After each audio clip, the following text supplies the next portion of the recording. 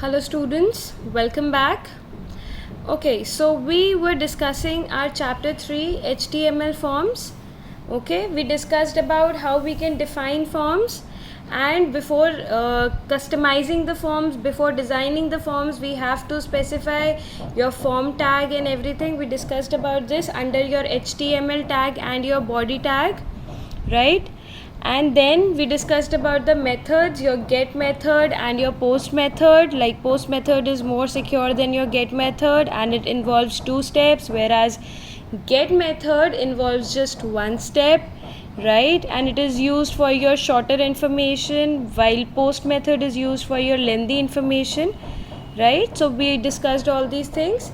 We also discussed about the input elements which are used while we are designing the form, and in that we discussed about the boxes for entering the text, like the boxes we have which we can use in our forms, okay, to design and to get the text from the user. The very first box we discussed in this was your text box, okay, where you can write your name and everything. The second box we discussed was your password box, okay, in which you write some confidential information and which is not easily visible to everyone. And the next one, the third one, was your text area, where you can write 5 to 6 lines about something, right? So that was your text area. Now we are starting with your input button. Input buttons are those buttons, bacha, which are used in the form, okay, and which instantly grabs the information. Like you don't have to type anything, either you'll be just clicking on the option and the information is sent to the server. Like first is your radio button. Radio buttons are used when you want the user to select one of the limited number of choices. Like when you have to select just one choice, okay, when you have for example, you are filling your form, okay, filling your admission form, okay, so then there is a column of your male and female, right? Male, female, transgender. So whatever it is, you will be selecting that. If you're a male, you'll select male. If you're female, like you cannot be male, female both, right? But you will be selecting just one option. So that is your radio button, okay, that is the use of your radio button. Okay, how you will be doing is like they have taken the example of the profession. Like I am a teacher, so I cannot be a doctor, neither a doctor nor an engineer, right? So I will be taking on the teacher point. Fine. So how we will be defining this? We will be using a P tag, okay, your profession. P is for the paragraph, okay. Then input type is equals to radio. We are using a radio button, that is why, okay. R1 value, name is equals to R1, okay. The name of the radio button is R1, okay, that we will be defining. Then value is equals to teacher. The first radio button is your teacher, okay. Then checked, then your teacher, input type radio, name is equals to R1, value doctor, then doctor, input type is equals to radio, name is equals to R1, value engineer, then your engineer. Fine. The attributes which we have used in this is, first is your name.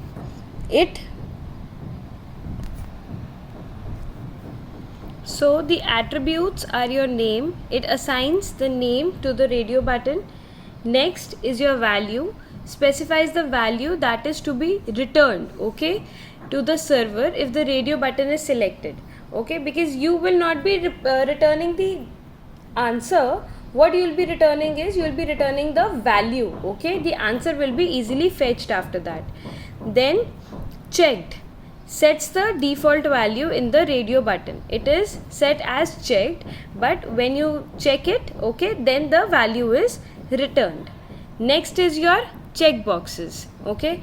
Checkboxes are when you have to select more than one option. Like if you have to select just one option, then what you'll be using is, you'll be using radio button.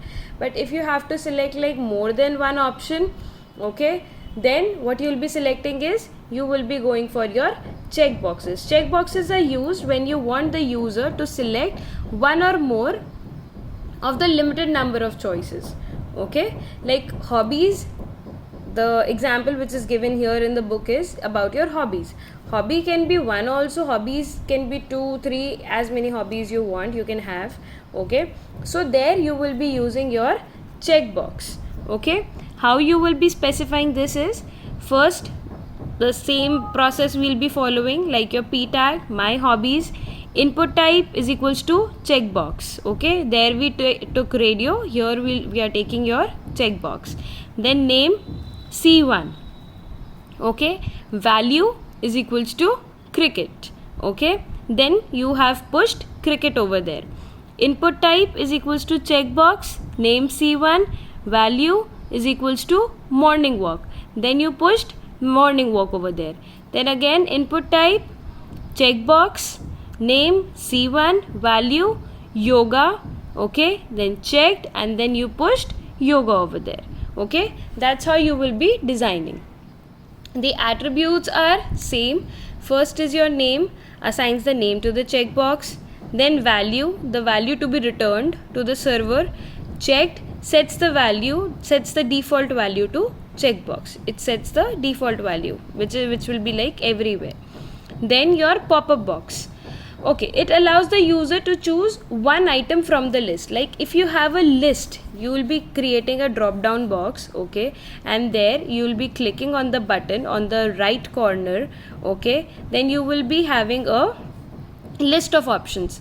Like okay, whenever you're shopping on Myntra or any of the website, then you must have seen, no, like when you click on that drop down box, you get the options like color, brand, category, everything, right? So same goes over here. Okay, when you have to select more than one option, but you have n number of options, you have a list of options available, then you will be using a pop-up box. How you will be defining it will be, select name is equals to favorite color. Okay, size is equals to 1, option selected blue, option red, option yellow. Okay, blue selected is like blue will be visible on the place where there is your pop-up box, okay, by default. But when you will be clicking on the right corner on that point, then you will get these options, okay, like your red, yellow, green, black, orange and purple. And then select end. Okay, the attributes are, first is your select tells the computer another form is going here. This time it's a select or a pop-up form. Okay, basically select tells that there is a form in a form. Okay, name, this is the heading of the form item. Okay, it denotes how the result of the reader will arrive at the mailbox. Okay, size denotes the size of the box. Here 1 means one line or one item is shown. Like if 1 is the size, then only one line is allowed. Okay, or one item. Fine. If you want several items, okay, then what you will be doing is you will increase the size. Okay, option denotes which option will be appeared in the box, which will be by default. Here blue is coming. Okay, then option denotes another choice that will be visible when you click on the item. Then select finishes off the entire deal. Okay, now are your buttons. The button tag defines a clickable button inside a button element. You can put content like text or images. This is the difference between this element and buttons created with the input element. Basically what happens here is we have a button tag also. Okay, so button tag, what it does is it creates a button which is clickable. You will be clicking on that button and the coding behind that button, okay, the coding on that specific button will be executed. Okay, you can put content like text or image. This is the difference between the elements and your buttons created with the input element. Always specify the type attribute for a button element. Type attribute should be always there. Use input to create button in the HTML form. Like you will be using input only, input tag, but in that you will be having your buttons. On that button you will be doing your coding, and the moment you will click on that coding, that button code will be executed. Like for example, whenever you have filled any online form, okay, be it for the registration of your Facebook, okay, so then there is your option, no, of your submit your details and end and everything, reset, fine. So here same thing is there in your send and reset button.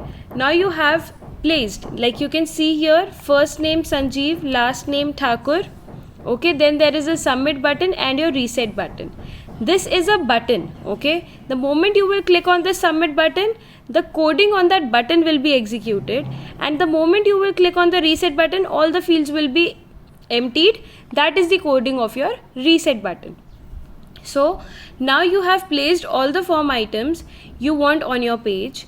You need a way to have the result sent to your email box. Now you have to send these details to your email box, then you will be clicking on your submit button, okay. For how, whenever you said this would go to the original form statement. This may be the easiest of all items. This is the easiest way. Like, then we will be discussing about the form. First name, input type, that is your, we have taken a text box, so text, name, F name, okay, then your BR is for your break line. You will be shifted to the next line, okay. The form will not have your last name over here, it will go downwards. Last name, input type, again it is text box we have taken, name, L name as it is your last name, then BR, okay, then you will be shifted to the next one. Then your P tag for the paragraph, input type is equals to submit, value submit, okay, input type is equals to reset, value reset, okay. These are the values which will be visible on your form. Then P tag is ended and then form tag is ended. Now when you click on the button, the form will enact the action you noted in the original form command, okay, the command which you have executed, which you have written in your form command, okay, that will be executed. Next is your image button. It defines an image as the submit button, okay. It will be showing you the image as your submit button. What is happening over here is doc type HTML, we will be taking it as a document. Then your HTML tag is used, head, title, Prachi is the title. Then your title is ended and your head is ended. Then your body tag is starting, and under your body tag we will be starting with your form tag. In your form tag we will be taking your P tag, P, align is equals to center, like the image which we want should be in the center. Input type is equals to image, the type is your image, right. Name is equals to img, and then this src file colon backslashes, this is your source, this is your path from where you have actually fetched the image, okay. You must have seen while sending your emails, you click on the attachment, right, attachment button. From there your computer screen is opened. Then what you do is you go to that specific image, right, click on that image, and the path is there, okay, the path is actually sent over there, okay, and from that path your image is actually fetched, okay. So this is your source code. Then align is equals to bottom, height 300, width 300, this is the size of it, and then click on it. Form tag is ended, body is ended, and your HTML is ended, okay. The attribute are src, name of the image, okay, the name, the source of the image. Align specifies the position of the image according to the text. Value, left, right, top, bottom can be the values, anything can be there. Border, width of the border around the image, okay, the border how much you want, okay, that will be defined with your border. Height of the image, width of the image, and alt displays alternative text if the image is not available, right. So alt click on it means if the image is not visible, you will be clicking on it and then you will be getting your image, fine. We will be doing the questions and answers in the next class. I'll be sending you the PDF, and from there you can easily get your answers, okay, of your chapter 3. Do those questions and answers, but do not submit right now until and unless I ask for it, okay. Thank you class, thank you so much. And if you find any problem, okay, in this chapter, you're free to text me, okay, or call me on my number. Thank you everyone.